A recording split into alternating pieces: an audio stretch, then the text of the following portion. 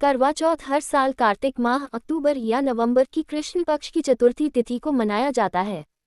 इस दिन महिलाएं पूरे दिन निर्जल उपवास रखती हैं और रात को चंद्रमा के दर्शन और पूजा के बाद ही जल ग्रहण करती हैं।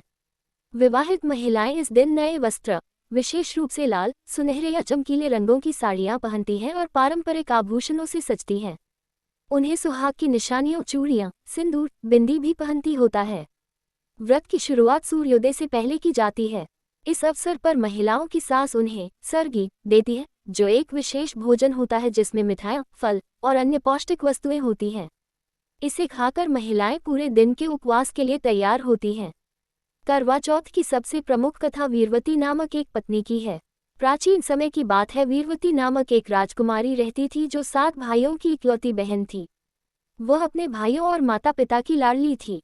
विवाह के बाद वीरवती ने अपने पहले करवा चौथ व्रत का निर्णय लिया, जिसमें उसने अपने पति की लंबी आयु के लिए सूर्योदय से लेकर चंद्र दर्शन तक निर्जल और निराहार, बिना पानी और भोजन के व्रत किया। दिन भर के व्रत के बाद वीरवती को बहुत ज्यादा भूख और प्यास लगने लगी और उसकी तबीयत बिगड़ने लगी। वीरवती की यह हालत देखकर उसके सातों भाई चिंतित हो गए। वे अपनी बहन की भूख और प्यास से तड़पती हालत देख नहीं पा रहे थे, लेकिन वीरवती ने चंद्रमा के दर्शन किए बिना व्रत तोड़ने से मना कर दिया। भाइयों ने अपनी बहन की चिंता करते हुए एक योजना बनाई। उन्होंने एक पेड़ के पीछे से आग जलाए और छलनी की सहायता से एक नकली चंद्रमा का दृश्य तैयार किया। भाइयों ने वीरवती से कहा कि चंद्रमा निकल चुका है और अब वह अपना व्रत तोड़ सकती है। भाइयों की बात मानकर वीरवती ने उस नकली चंद्रमा को देखकर व्रत तोड़ दिया और भोजन कर लिया। जैसे ही वीरवती ने भोजन किया, उसे तुरंत ही खबर मिली कि उसके पति की मृत्यु हो गई है। ये सुनकर वीरवती को गहरा सदमा लगा और वह विलाप करने लगी। वह अपनी गलती से अत्यंत दुखी हो गई और पूरी निष्ठा के साथ भगवान शिव और माता पार्वती की पूजा करने लगी।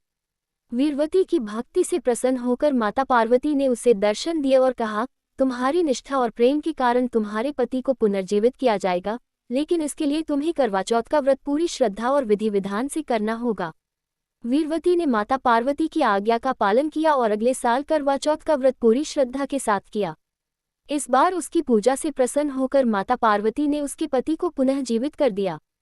इस प्रकार करवा चौथ का व्रत पति की लंबी उम्र और उनकी सुरक्षा के लिए अत्यंत महत्वपूर्ण माना जाता है। अन्य कथाएं। करवा चौथ से जुड़ी कई और पौराणिक कथाएं भी हैं, जैसे कि महाभारत की कहानी, जहां द्रौपदी ने अर्जुन की रक्षा और लंबी आयु के लिए करवा चौथ का व्रत रखा था। भगवान श्री कृष्ण ने उन्हें इस व्रत का महत्व समझाया था, जिससे द्रौपदी ने व्रत किया और अर्जुन की रक्षा हुई। इस कथा का महत्व। करवा चौथ की कथा महिलाओं के बीच त्याग, भक्ति और पति के प्रति प्रेम का प्रतीक है। इस व्रत के माध्यम से महिलाएं अपने पति की लंबी आयु और सुखद जीवन की कामना करती हैं।